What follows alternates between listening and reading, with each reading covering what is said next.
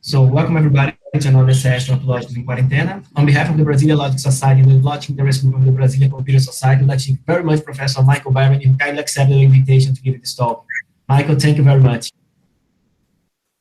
Great, thank you, Bruno, and thank you, Valeria. I'm really pleased to have the chance to share some attempts to connect some historical research I've been doing for a long time to some very recent issues of conversation in the mathematics community. So the spirit of this talk is to connect history to the present and to think about how history can be a resource for confronting challenges for mathematics profession globally, internationally, in the present as well as in the future.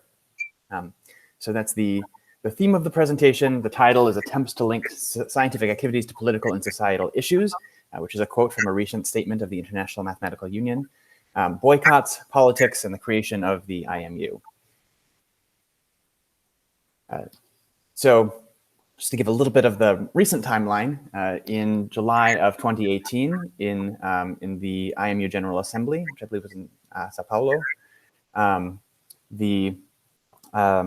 in advance of the International Congress of Mathematicians in Rio de Janeiro, there was a decision to elect St. Petersburg as the host of the 2022 upcoming International Congress of Mathematicians.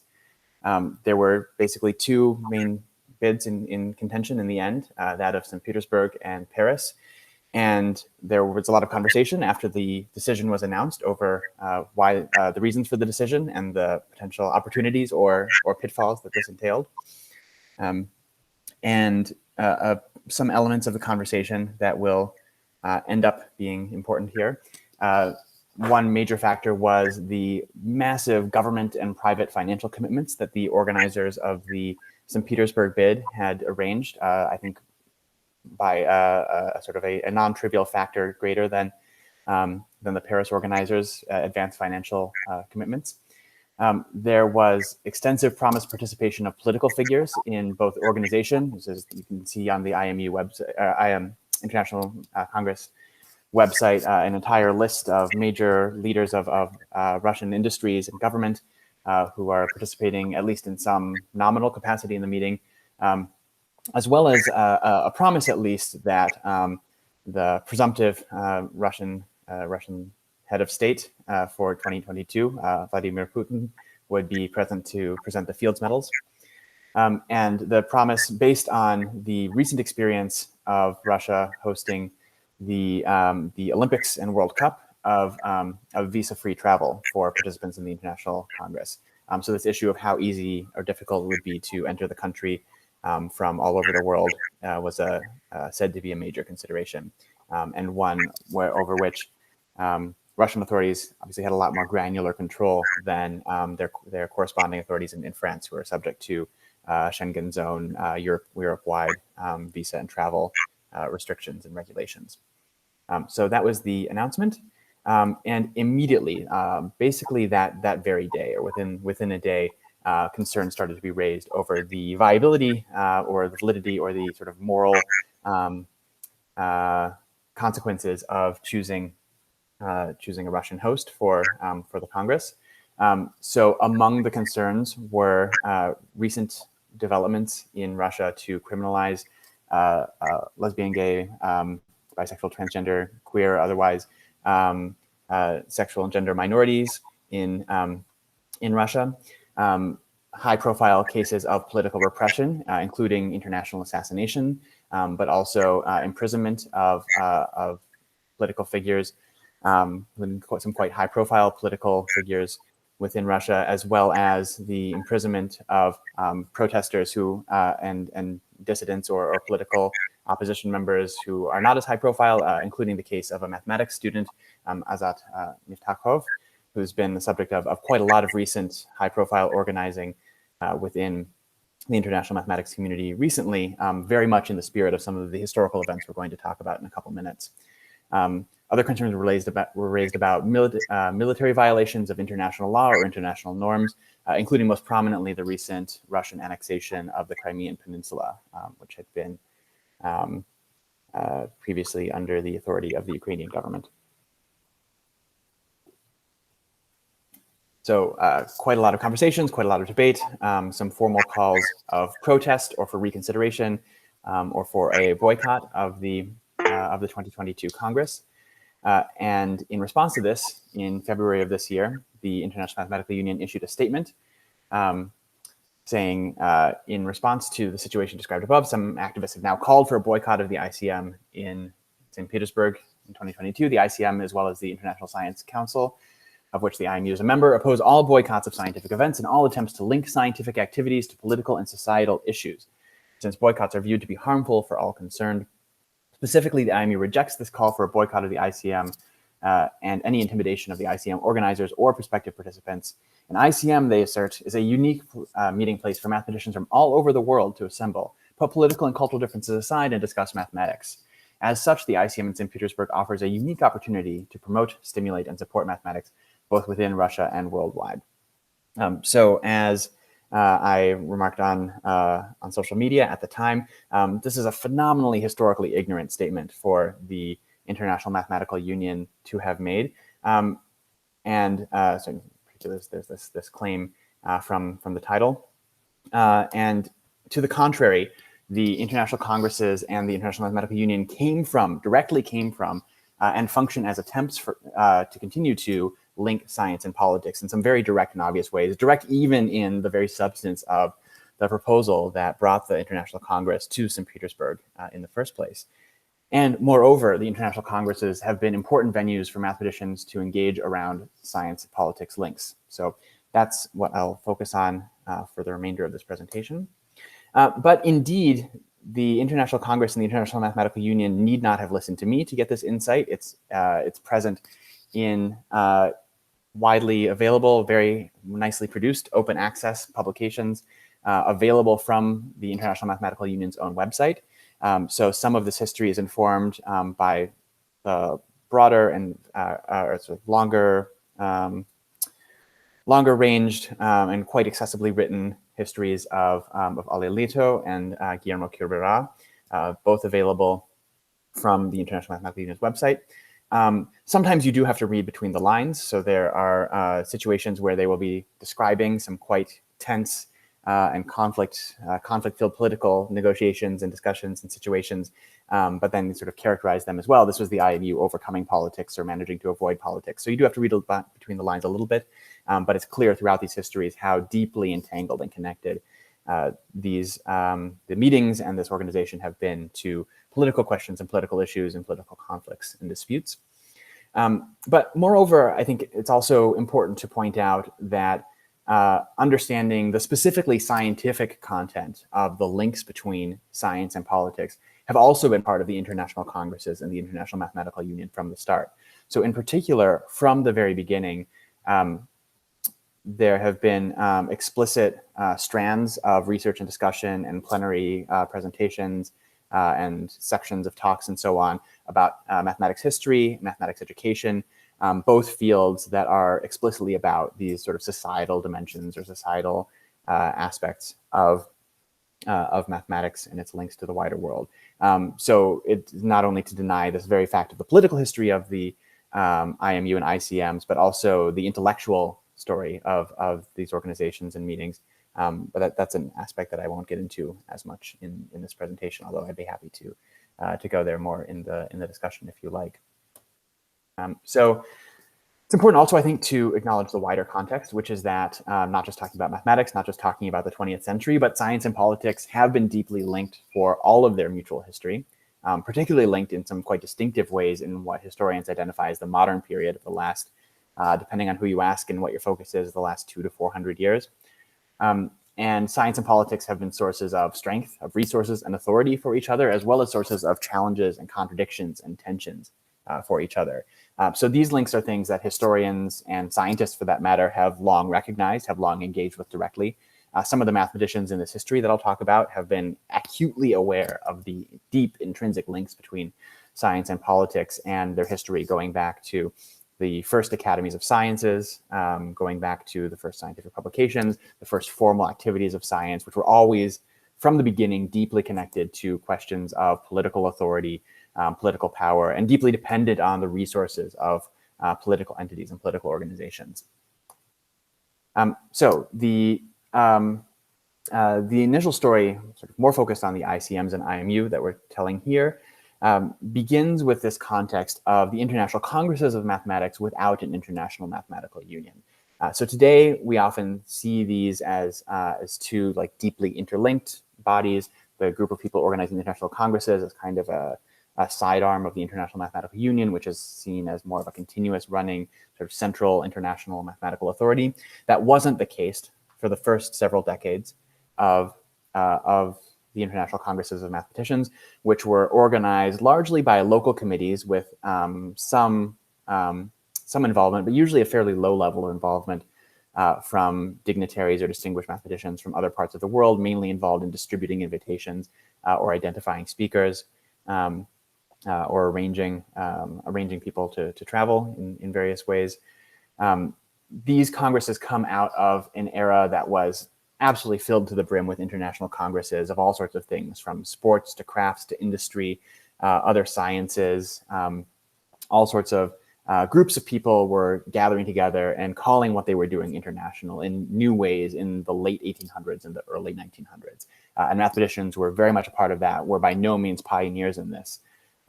They were following much wider trends in international gatherings, particularly inspired by and following by trends in chemistry and physics, where there were more concrete problems, like how do you get telegraph wires to have the same resistance and voltage when you're moving, communicating between countries. Those more concrete practical problems, or how do you get, how do you make sure that the label someone puts on a jar of chemical dyes in Germany is interpreted correctly when it travels to France? Those kinds of practical questions inspired more kinds of international scientific collaboration and coordination at an earlier stage for other sciences. So mathematicians were quite late for that, for reasons that you can all kind of guess. Your guess is probably accurate. But standardizing notation is actually a lot easier. The main problems mathematicians saw in the very earliest mathematical congresses were problems of bibliography, of accessing publications, of sharing information about new published resources. And the community of people that they wanted to share these resources with was extremely small, certainly by today's standards, but even by the standards of other scientific communities in the late 1800s and early 1900s. So most mathematics was, most sort of professional, organized, concentrated mathematics was concentrated in a very small number of countries, and even within those countries, within a very small number of cities, institutions, locations. There was often, within the major centers of mathematics, very little need or incentive to travel. So if you were a mathematician in Paris, you didn't need to know or care what a mathematician in Göttingen or Berlin or London or Cambridge did or was working on in order to be a very successful mathematician in the late 1800s. It was more mathematicians from relatively marginal places in Sweden, in Belgium, in Switzerland, which was kind of a center, but it was like a very central center that had more of an incentive to create these cross-border links in order to develop more of a mathematical community. And it was a mathematical community that was largely linked by new systems of railroads from the second half of the 19th century. So you'll notice that the initial hosts of the International Congresses of Mathematicians were all either Switzerland or within a day or two by train from Switzerland. So this sort of circle of countries, this pinwheel of countries surrounding Switzerland. And the other thing that you'll notice if you look at the rosters of the people attending these congresses is they were almost entirely national congresses with some participation from abroad. So it's usually less than a quarter of attendees at any of these congresses crossed any borders in order to get there. You say less than a half crossed any borders. It's usually It's usually a very small percentage of the Congress participants had to ever have to cross more than one border to get to the Congress in question for these initial years. Cambridge is a partial exception. The Cambridge Congress obviously is not in a country bordering Switzerland. It required a boat or a ferry to get to it. So the attendance was correspondingly much more biased in a British direction. There was much more North American attendance because of historical links between North American settlement and the British Isles. And also it was a place where North American mathematicians felt, because of language and culture, they could bring their families. So it was an incentive if they wanted to have a holiday with their family, and also go to a math congress to finally schedule that trip across the ocean. But that accounts for a lot of the demographic difference. These were largely quite local and locally driven affairs, often organized around local concerns. So you can see the emphases of the Congress change as well, based on the priorities of the local mathematical communities. And the international name was often a way to give political significance to something that was a relatively confined or regional event. From 1916 to 1924, this is obviously the period that includes the effects of the Great War. There's a move away from these traditional powerhouses, these traditional centers of mathematics, and toward places that, because of their position on the relative fringes of organized mathematics, were able to take this position sort of outside of the previous role of the international congresses and present themselves more as a place for multiple nations to come together explicitly for the purpose of coming together as multiple nations. So the real break with that earlier pattern was a proposal by Gösta Mittag-Leffler to host the International Congress of Mathematicians in 1916 in Stockholm. Obviously, with the outbreak of World War I, travel to Stockholm was going to be almost impossible for most of the people who would have otherwise attended. So instead, Mittag-Leffler hosted what was kind of a shadow international congress at the time, which had mostly Swedish participants. Very few people were able to travel from outside of Sweden. And Mittag-Leffler hoped then, after the war had ended, to host a proper international congress in Stockholm, something that would have to wait many decades after Mittag-Leffler's death in order to actually come to pass. This was a model for international congresses based on the world of publishing, where Mittag-Leffler had made his first interventions in international mathematics, in particular as the founder of Acta Mathematica, a journal that is still influential and significant in international mathematics, and a journal that was explicitly set out to publish internationally, as opposed to the much longer tradition of publication by scientific academies and institutions that may have circulated internationally, but was more focused on reinforcing the status and the communication of national mathematical communities. So Acta Mathematica was a departure in explicitly welcoming contributions from multiple countries and languages, and explicitly seeking that out as its goal. So that was one version of internationalism. That's not the one that won the day after World War I, or the Great War.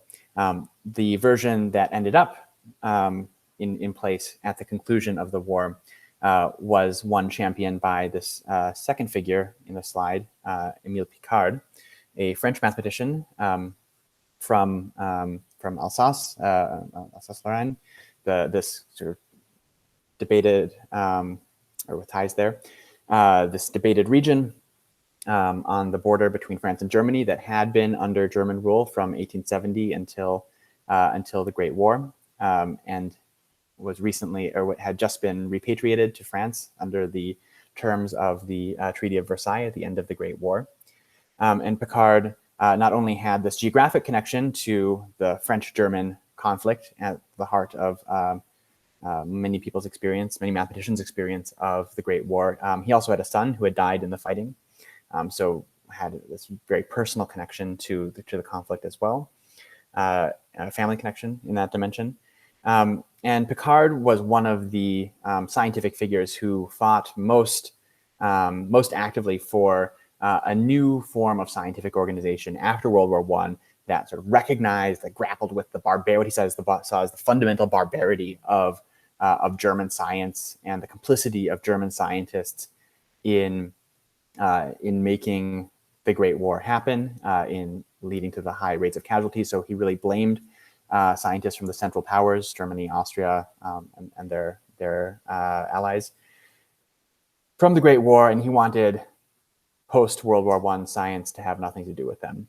So the first formal international scientific bodies coming out of the Versailles settlement, including the International Research Council, which would become the International Council of Scientific Unions, which would now become, you saw in the statement from the IMU, the reference to the International Science Council today. So that all started in 1920 on these terms set by Picard, which are explicitly about political criteria for exclusion of scientists on the basis of their national identity and their place of work and the political connections that entailed. There was an official policy that scientists from those countries working in those countries were not allowed to join. Scientific organizations from those countries were not allowed to join the International Research Council, under which the IMU would be organized by Picard several months later. And the theory here for Picard was the idea that in the wake of the war had proven that old assumptions about the mobility of science, perhaps the universalism of science, all that had to be thrown out the window. What the war had proven for Picard was that specifically international scientific collaboration was only going to succeed, was only going to be a force for unity and good to the extent it acknowledged the fundamentally political nature of scientific cooperation and its role in creating the conditions for peace, creating the conditions for culture and civilization as he saw it. And as he saw it, the German role in the war had ruled them out of that international community. So this sets the stage for a sort of famous attempt at an international congress and then a kind of rump international congress in its place for 1924. So at this congress in Strasbourg, this very controversial congress that Picard hosts in 1920, a pair of American mathematicians, Luther Eisenhardt and Leonard Dickson, win their bid to host the 1924 International Congress in New York. However, they came up with this bid basically on the spot in Strasbourg without having previously consulted their American colleagues, without having any sort of formal approval or mandate from either the American Mathematical Society or the National Academy of Sciences, which is the other major adhering organization from the United States. They had assumed that central powers exclusion would be very unpopular among American colleagues. That was a correct assumption. Their incorrect assumption was that this would be a temporary condition, and that by the time the Congress actually happened, they would be able to include German and Austrian and other Central Powers colleagues. So that was an incorrect assumption. They also assumed incorrectly that funding the Congress would be straightforward. But of course, even just the costs of transoceanic travel meant that if they wanted the Congress to be seen as legitimate, that would mean they would have to have a lot of participants from Europe, and traveling from Europe to North America in 1924. Even with a booming economy, even with lots of public support for science, was not going to be an easy proposition. So plans fell apart pretty quickly by late 1922. Essentially, they were realizing that it was not going to be practical to host a Congress in 1924 over these issues.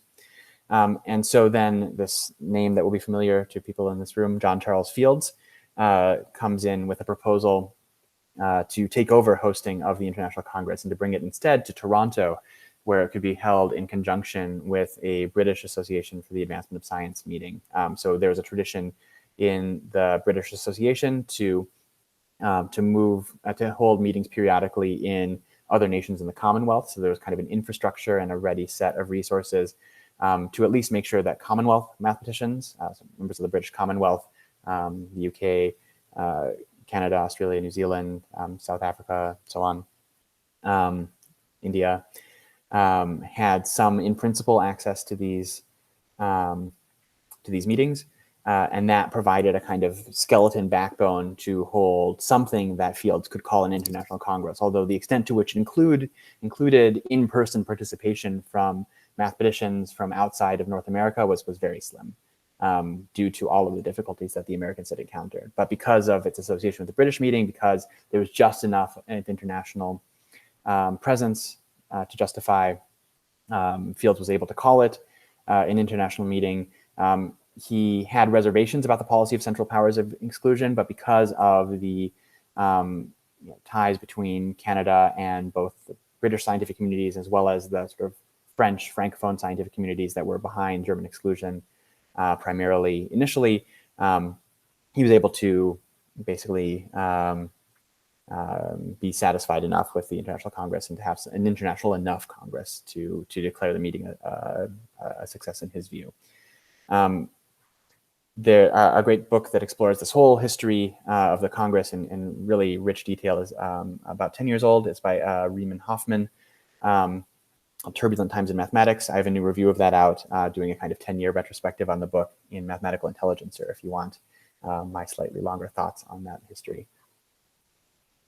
But some morals of the story here are that even though there weren't sort of formally organized boycotts in the way that we will later see, there were, in fact, kind of de facto boycotts from large portions of the international mathematical community over these issues of exclusion, of non-participation, and related political conflicts coming out of the Great War. And these decisively shaped the conditions for international mathematical cooperation and organization.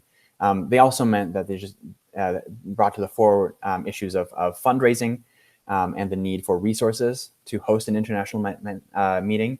And these were areas that, again, drew in the political entanglements of mathematicians. So both Picard and Fields were extremely able fundraisers and were able to tap large amounts of government and industry funding for their congresses in order to make them financially possible in a way that really embraced the entanglements that came with those sources of funding. So that also set a term that would be influential later on. One consequence of this meeting was that because attendance was so low, Fields was actually more successful than he needed to be with fundraising. And because he was able to sell the proceedings to people who couldn't attend, he gained even a little bit more money on top of that. So the Congress closed with a surplus. That surplus was the seed money for the creation of the Fields medals. Fields, of course, did not want the medals to be named after him or after anyone. He died before they were adopted. But it was his sort of proposal of using some kind of international prize as a way of smoothing over international political conflict that he had very directly experienced. That was the origin of that, of those medals. So I've written all about this. You can read more. I'm also happy to talk about it in the discussion. The period for the rest of the interwar period was defined, I think, by two broader themes. One was sort of the precariousness of international mathematical institutions, and the other is the role of philanthropy as an alternative source of both funding and institutional organization and power within international mathematics. So I'll talk about both of those in turn. So in 1928 in Bologna and in 1932 in Zurich, there was this quite formal rift between the International Congresses of Mathematicians and the International Mathematical Union. So the IMU, still this new organization, very much under the control and influence of French and Belgian mathematicians, including Picard, Charles de Villers-Poussin, some other names that you'll recognize from mathematical theorems and the like. And these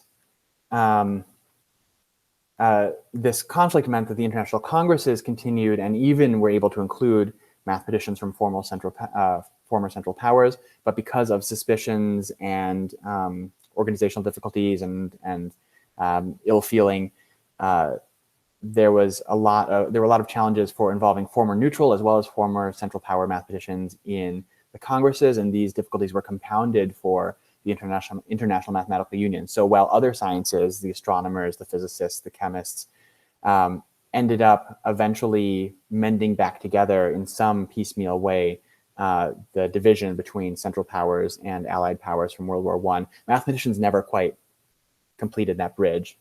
They did a little bit for the international congresses, but the International Mathematical Union was never able to recover from that in the interwar period. So that was a sore point for many. And this really came to the head in the very difficult Congress in 1936 in Oslo, which is the subject of a recent book by Chris Hollings and Reinhard Siegmund Schulze, which I would very much recommend, which faced enormous political and financial difficulties of the very sorts that we saw the seeds for in 1920 and 1924. And it also saw the effective collapse. There's a little bit of ambiguity about whether the collapse was actually officially formalized, but at least of the effective collapse of the International Mathematical Union. So going into World War II, then we have the congresses on some very unsteady footing, and the union effectively non-existent, effectively a non-factor. The other dimension, as I mentioned, is the role of philanthropy. Reinhard Sigmund Schultz is also the historian to read for much more extensive background on that aspect. But basically, most of the really formal, effective international cooperation and coordination and funding that happens in mathematics doesn't happen through the congresses or the union, but happens through the work of private philanthropy, particularly the Rockefeller Foundation, but the Guggenheim Foundation, Carnegie Corporation, these large American philanthropies, the Solvay Foundation in Belgium, the Rothschilds in France are major funders of mathematics in the 1930s. So places like the Institut Henri Poincaré, that is still a major influence, come out of this moment. And that's where the action is. It's not in these formal international organizations. It's in these international philanthropies. In 1940, again, the Americans capitalize on political instability in Europe and confusion over where a good place to hold a Congress would be. They go to the Oslo meeting in 1936, much better prepared to propose a Congress.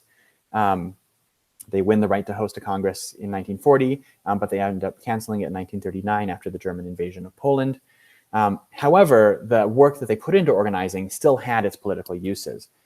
So the networks that the Americans formed in order to invite mathematicians to come to the United States for 1940 were then able to be repurposed in order to assist mathematician refugees from World War II, including, it's quite notable, for instance, in the, I say this is the audience of logicians, in the archives of Tarski, when he's coming as a refugee to the United States. The fact that he was an invited speaker for the 1940 Congress that had been canceled was a significant factor in his letters of reference for immigration to the United States. So it still had its very explicitly political uses in that organizational period. The war, when it finally got underway in full swing, brought major new financial resources for international mathematics, particularly in the United States, but really all over the world.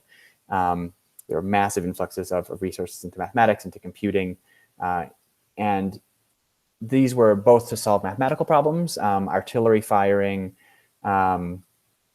these issues of operations research. It's essentially born from this period of managing resources. Cybernetics is a science that comes out of anti-aircraft gunnery from the war, but also significantly, a lot of the impetus for funding mathematics in this period comes from the broader recognition that you need a large number of people to conduct a war effectively to have some baseline level of mathematical training. So you need all your military officers that you've just conscripted to have some basic competence of mathematics, just to do the basic things of managing a military.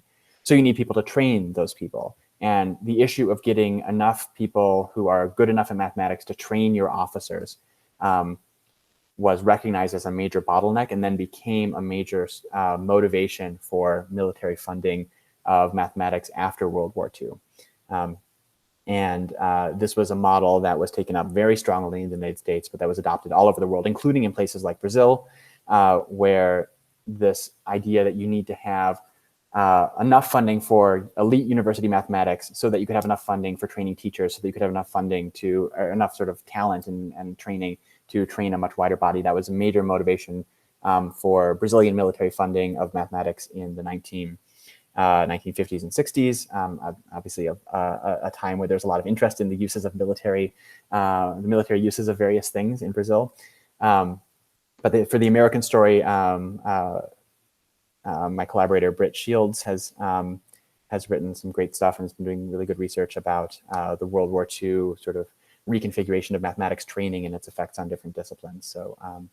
So her work is stuff to read on that. I'm sensitive that I've already used quite a lot of time and we haven't even gotten to the 1950 Congress. So I'm going to try to speed along a little bit more. So key development here then, 1945 to 1952. This is often described by mathematicians at the time actually as a shift in the center of gravity of world mathematics from Europe to North America.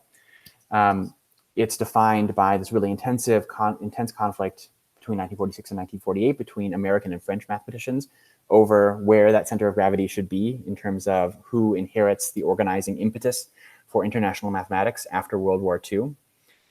It's defined by the legacy of these philanthropic involvements, which during the war, because the philanthropies weren't able to do many exchanges between North America and Europe, they redirect their energy and attention to exchanges between North and South America. So another legacy of this World War II reconfiguration of mathematical funding and resources is much stronger connections between North and South American mathematics for these very explicit political purposes of creating solidarity through wartime and for a kind of post-World War II international order. The Congress that eventually takes place in 1950 in Cambridge, Massachusetts, faces issues of visas, boycotts. I'll talk about those a little bit more in a minute.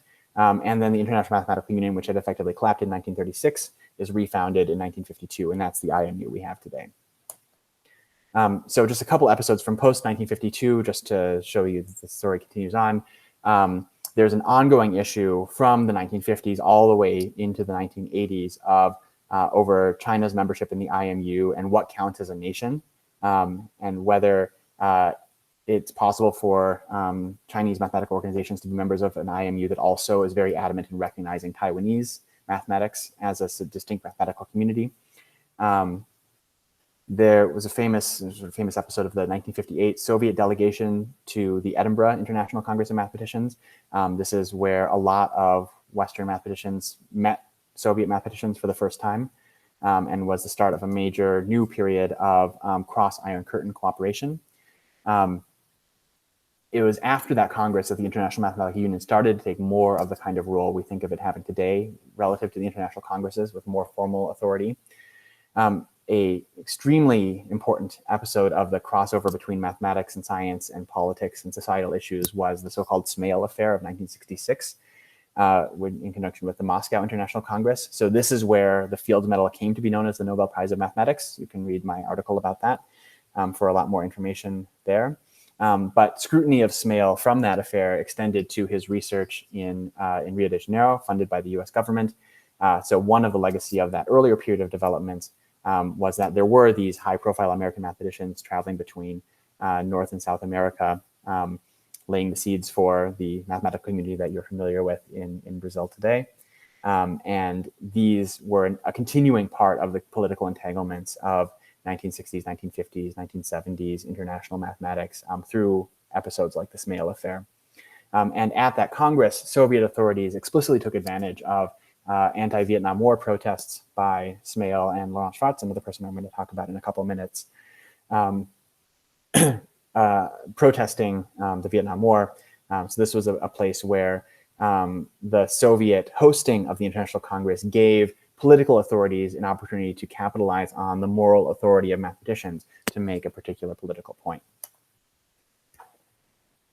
Various Cold War conflicts continue to be a theme of the post-war IMU and ICMs, debates and issues around anti-Semitism, anti-war activism, political prisoners. Early on, the case of Israel Halperin, later on, the case of Jose Luis Macera, a communist imprisoned in Uruguay. These provide a lot of, one legacy of these is a kind of tradition, especially on the political left among mathematicians, of international solidarity around human rights cases that's very much visible in the particular set of people organizing around Azad Miftakhov today. There's the context of the 1980 Olympic boycott, the Polish solidarity movement, these explicitly sort of international or internationally oriented Cold War developments.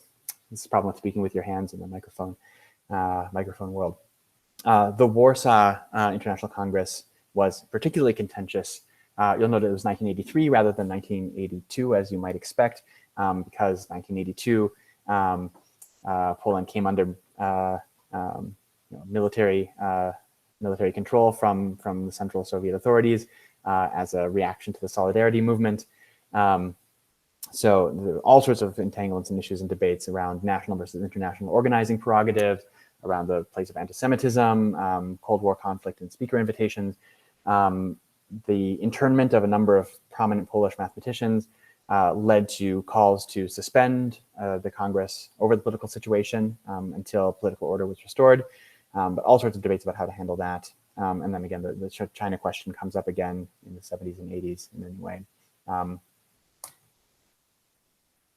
Some other just highlights of this history, the sporadic participation of political officials in ceremonies, such as in the Fields Medal presentation, the initial one in 1936. Heads of state were mostly not present in the opening ceremonies, but since 2002 have been much more visible and present. This has led to what Michael Harris has called the real Fields Medal curse, which is that heads of state who participate in presenting Fields Medals are often very close soon thereafter implicated in major political corruption scandals. So this is something to keep an eye on, especially if Putin is present for the 2022 opening ceremonies. The International Congress has come to the Southern Hemisphere in 2018, Rio de Janeiro. And that also coincided with the renaming of the Rolf Nevin Linna Prize in view of Nevin Linna's Nazism, part of a wider wave of reassessment of what we're saying when we name something after someone. All right, so all of that is like a 40-minute buildup to a hopefully very exciting 7 or 8 minutes of revisiting this 1945 to 1952 period in a little bit more detail, and talking about specifically the boycott that really is the key to understanding the post-war International Mathematical Union, the IMU that we have today. So in 1945 and 1946, with the war ending, it was really unclear when or where the international congresses could resume. Not just in political terms, but on financial terms. There were very few nations that emerged from World War II with the resources to send mathematicians to other countries for the purpose of attending a scientific meeting. And that context was extremely important in shaping what was possible after the war. This sort of came to a head in 1947 in a standoff between American and French mathematical leaders and societies. In particular, there's a lot of mutual suspicion. So Marshall Stone, who ends up being the founding president of the International Mathematical Union, argues that the motive back of the great activity of the French toward the formation of a new IMU is political and aimed at French cultural domination, which he thought would be terrible for international mathematics. His strategy in leading the American effort to reorganize an International Mathematical Union was to go through the 1947 Mexico City meeting of UNESCO, which would mean that the people in the room would have much less distance to travel, being in North America, but he'd also be able then to enlist South American allies that he had accumulated through his travels under the auspices of the Office of Inter-American Affairs, the Rockefeller Foundation, and the Guggenheim, these sort of North-South American links as a way to bolster his support. He unfortunately misses a really key meeting in France in 1947 because he's traveling in Brazil at the time. So his commitment to these North-South American connections ends up getting in the way of his ability to have his desired outcome of this Mexico City-based organization strategy for the IMU. And as a result, defensively, American mathematicians insisted on keeping this formal split between the International Congress and the Union. So their initial idea was that they would sort of reform the IMU through the 1950 Congress in the way that it had been done in 1920 with the Strasbourg meeting and the initial IMU. But they abandoned that plan as a defensive way to basically ensure that French mathematicians didn't have too much authority in reconstituting the IMU. Some funding considerations in 1947 led the Americans to push ahead with their plan to host a Congress in 1950 at a much faster schedule than they had initially been anticipating. And it was at almost exactly the same time that they committed to hosting a meeting that hosting a meeting suddenly became much more politically difficult because that was a period of a rapid intensification of American government anti-communism, symbolized most prominently in what came to be known as the Condon Affair, which was a scientist who was a high-ranking government scientist, specifically sort of called into question for alleged left-leaning or communist-leaning sympathies, and the political persecution of Condon raised alarms across the American scientific community, and also showed that there were major dangers to having anything to do with scientific colleagues or collaborators or organizations from communist countries after World War II. So by the immediate run-up to the International Congress, then Americans are gradually acknowledging that the Iron Curtain is effectively serving as a boycott mechanism for Eastern European Soviet bloc mathematicians from being able to attend the Congress. And this, combined with political obstacles, communication issues, the general difficulties of long-distance travel, meant that Soviet bloc mathematicians were not participants in the 1950 Congress, even though there were lots of rhetorical efforts to make it look like it wasn't actually a boycott.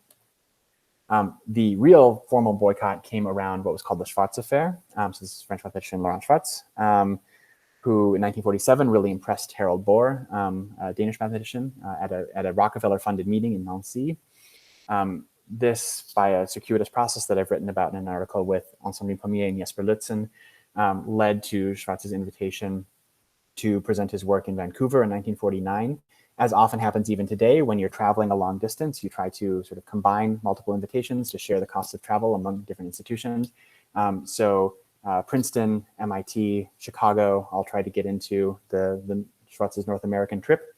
And it's through this process, and particularly through Marshall Stone, remember this IMU founder, through his miscalculation, that Schwartz's sort of delayed visa, his attempt to get his visa backfires, and his visa is denied. So this creates major problems, as mathematicians in Princeton discuss, because Schwartz is openly leftist in his politics, and also is going to be a very high-profile case for the International Congress of Mathematicians. The Americans decide to make this a kind of political test case for their ability to gain US government cooperation. Shortly after this becomes this high-profile problem for the Americans, Bohr makes it an even bigger problem by maneuvering the Fields Medal Committee to give one of the Fields Medals to Laurent Schwartz. So Bohr had lots of reasons to want to give Schwartz a Field Medal, but one of his reasons was to intensify the pressure on Americans over these political issues for the Congress. Americans don't have a lot of success for a number of months. So already, going into March of 1950, they're really struggling to get the State Department to reconsider its decision. It's getting so bad that, in fact, Marshall Stone resigns all of his formal roles from the International Congress of Mathematicians and decides to just focus on the International Mathematical Union as a separate entity over his frustration. So the negotiations continue, and they become combined in late 1949 with a conflict over membership in the American Mathematical Society, when the AMS gets a rather unusual application in the name of Nicolas Bourbaki. This is a name that people in this room probably recognize. So Bourbaki is a fictional, or a pseudonym, an invented mathematician. This is actually the second application that Bourbaki submits to join the American Mathematical Society.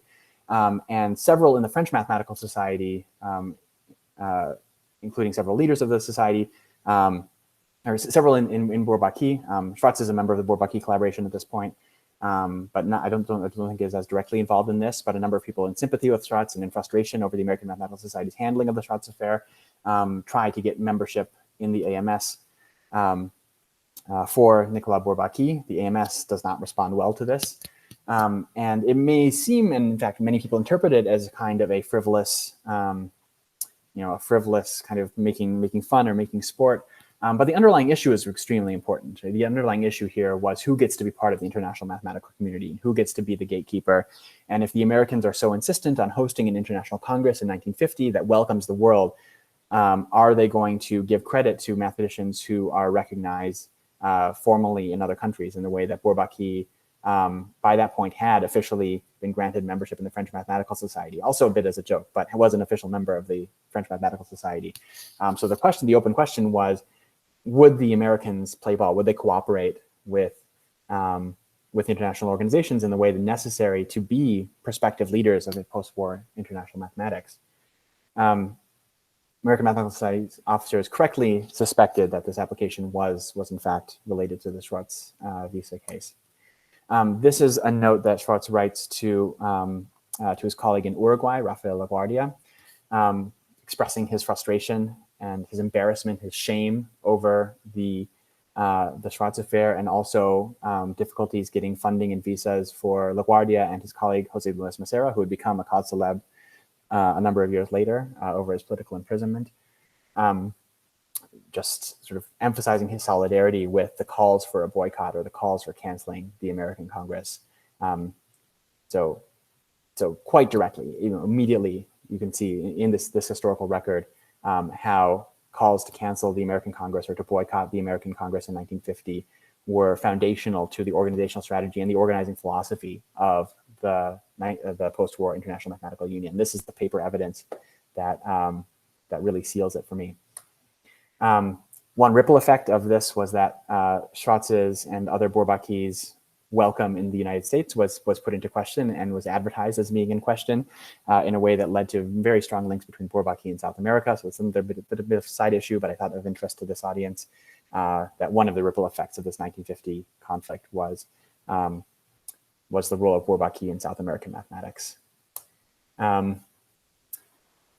Another effect was that South American mathematicians had a much larger role in the initial organization of the International Mathematical Union than I think even Stone initially intended.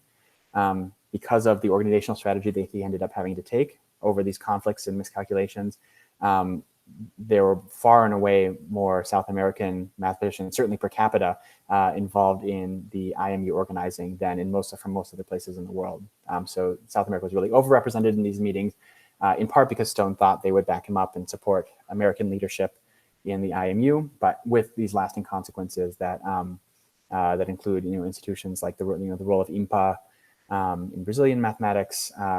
There's similar stories about Argentina and Uruguay and their role in post-war mathematics that are very much connected to this conflict. So the Congress took place, and there were really systematic efforts in the Congress itself to downplay then the role of these political calculations and considerations in how it played out.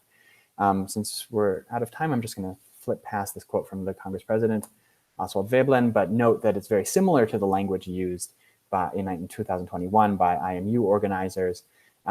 And just to close with a couple lessons I think this story gives to current IMU and ICM leading figures. It's important to take as a starting point that mathematicians are people and that identities are always going to be important in participation in international meetings or national meetings or meetings of any sort, and in claims to be an international community. So the idea that you leave your identity at the door when you become a mathematician is just patently historically false, and people who have recognized this have tended to do well historically, and people who have denied this have tended to have compounded political and social difficulties. It's important to understand the relationship between political involvement and funding and authority for mathematical teaching and research, and to use these ideologies and rhetoric of neutrality, recognizing that they are ideologies and rhetoric, but to use them to manage political entanglements, to call for support when it's needed from political officers, but also to deny different kinds of political entanglements when they become problematic, is the correct way to use this ideology of neutrality of mathematics, not as the IMU has currently been doing, to excuse the political entanglements of mathematics. So it's important to use this ideology and rhetoric in the right way. And the other lesson, I think, is that mathematicians often have more moral authority, but also less political authority than they recognize, and that both of these can be empowering. The fact that mathematicians have more moral and less political force frees mathematicians to take stronger stands on issues of social and political importance. Mathematicians are not in nearly as precarious a position in terms of their moral authority as they often pretend to be. I think a lot of hesitancy to take a firmer moral stand by the IMU and the ICM is a sense of that their moral authority is precarious and that they have a lot to lose politically if they take a stronger moral stand about the situation in Russia, and I don't think either is the case. I think their moral authority is much more stable, and their political authority has a lot less to lose than they tend to assume, and that's the other lesson of this history. So with that, thank you very much, and I look forward to discussion. Thank you very much, Michael. Really, really nice talk. So as usual, right now we have some time for questions and comments. It was a lot of information, a lot of history, so I think that people should be trying to process it. Valeria? Hi, Michael. That was delightful. Yeah, I mean, as Bruno was saying, I knew nothing about lots of the stuff that you're telling us. But I think, you know that you're talking to logicians in Brazil, and we have a slightly different problem because logic is not exactly mathematics, it's not exactly philosophy, it's not exactly computer science, and it is the three of them at the same time. So I was kind of wondering if you have thought about that, and if you have thought about how the fields of the 21st century are much more like logic, much less like the mathematics that you're describing, and how do we kind of negotiate this business of I mean, it's very interesting to see the intention, the conference and the union kind of having fights and not being aligned, or sometimes being aligned in a bad ways. How do we kind of do you have suggestions for us? That's a wonderful set of observations, and a really great question. And in terms of, and particularly, I think what's interesting to me is the way that distinctions between academic communities are created or ignored in different political contexts. So the fact that the International Mathematical Union sort of claims to stand in for anyone who is a mathematician anywhere in the world by a very broad definition of mathematician in some cases, right? But in other cases, they sort of limit or obscure or rest on the ambiguity of that definition in terms of identifying where their responsibilities lie, where their political commitments are implicated. The fact that, quote unquote, everyone is a mathematician, but a meeting where every mathematician is welcome is taking place in a place where a number of mathematicians' identities are actively criminalized, they face prosecution, right? That is a fundamental contradiction that's not about fields of study, but it's about fundamental aspects of mathematicians' identities and their sort of ability to participate as legitimate members of an international community. That kind of shows some of the tensions in the way ambiguities about inclusion end up having this really outsized role in the history. There's a sort of story that we tell as historians of science about, in terms of international unions and international cooperation in the field, in the same sort of organizational tradition of the International Mathematical Union. It's the International Union for the History and Philosophy of Science and Technology, or its precursors, which come out of the same International Research Council moment in 1920. And there's this kind of breakthrough moment where a number of Soviet historians of science come to their international congress in Manchester, which is sort of the famous point of inspiration for Karl Marx and his theory of capital, and present this deeply Marxist interpretation of Newtonian physics, Newtonian mathematics, and give this presentation, which everyone agrees then is becomes the most lasting intellectual legacy of that Congress, is this point of convergence around Marx and Marxism in Manchester, the city that was so important to Marx, between Soviet and Western scientists in the 1920s, in this way that had this lasting impact on how historians and philosophers of science see the role of social and material conditions for science and philosophy. Logicians have their own connection to that union, that scientific union, where you come into contact with historians of science like me, and so that's another sort of institutional dimension. That fact of straddling different international formal organizations and communities changes the dynamics for logicians a little bit. But I think generally, the takeaway message for me is that sort of precisely because the most important thing for understanding how these political issues come to play for different mathematical communities is to point to where they become salient and where they melt away. Right. So the fact that you have, for instance, a community of logicians from Poland that's extremely sort of active and influential. The fact that this is not seen as an issue for or about logicians specifically in 1982, 1983, but is rather seen as the mathematical community as a whole responding to something, that's important. It's equally important, right, that a lot of the military motivation for funding mathematics in the 40s and 50s is about differential equations and the mathematics of engineering and warfare, and the fact that those get to be sort of generic mathematicians means that there's a lot of resources for a much wider mathematical community, but that also the wider mathematical community has to accept the political compromises that come with those resources. It's something we see today with fields like number theory, elliptic curves, computer spying, right? Where in controversies about the National Security Administration and their intelligence agencies around the world and their collaboration with mathematicians, the fact that number theorists get to be mathematicians, not just number theorists, means that mathematicians get a lot more resources, but also a lot more moral and political entanglement. And that's not something that's necessarily a straightforward moral or financial or political quandary to resolve, but it means that when those boundaries get drawn and collapsed and smoothed over, mathematicians of many different kinds end up sharing the entanglements and the challenges that come with these deep connections between mathematics and politics. Yep. Another question or comments?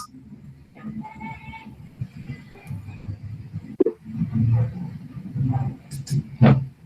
People are thanking you in the chat. Petrúcio here. I have a question. Sure.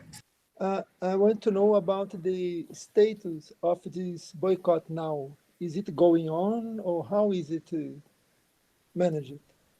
Yeah, so who's promoting it? The right. general idea, if you know something about. Thank you. Yeah, definitely. That's a great question, and I wish I had a better sense of the answer. I think so. My sense is that there is a small number of mathematicians who are actively committed to a boycott, and they will probably boycott. There is a somewhat larger set of mathematicians who are actively committed to attending the Congress no matter what, and they will attend a Congress in St. Petersburg no matter what. And my sense is that we are still, about a year in advance, we're still at a stage where most mathematicians might not be thinking very actively about whether they're attending the Congress or not. They might be waiting about issues of funding or invitations or satellite conferences. I know invitations to some plenary speakers have started to go out. They've just announced the Congress-wide plenary speakers. So it's a period when they might be receiving some pressure to join a boycott now that their names are public. But I think the calls for a boycott are still very much in effect. Some of the sort of related campaigns, like the campaign for Miftakov, are not currently emphasizing the boycott aspect. So I think that campaign is much more focused on Miftakov's case and advocacy around that than about the Congress in particular, but recognizing that the move toward the Congress is a major source of publicity and solidarity and attention to the case. So it's a bit more ambiguous then, because continuing with the Congress also means that there's much more opportunity to advocate for this mathematician. But at the same time, recognizing the perils of seeming to endorse or seeming to excuse the political repression and imprisonment involved in there in participating in a meeting that has so much explicit buy-in and participation from Russian political authorities. So that's a bit of a tension that is a tension that goes back, right? You see echoes of it in 1966, in 1920. These are all enduring issues for mathematics. It's a bit of an indirect answer to the. I think the short answer is that calls for a boycott are very much active, but I don't think widely subscribed yet, but not necessarily for clear reasons. Okay, thank you. Thanks. Another question or comment? Thanks for sharing the link, Juan. I think that's You're welcome. enough. Yeah. Okay, so thank you again, Michael. It was a lot of information that all of us have to process. Very good. And thank you very much, everybody, for. And you can all find me on social media if you have questions that come later. We can definitely happy to continue the conversation. Okay. Wonderful. Thank you, everyone. Bye-bye. Bye.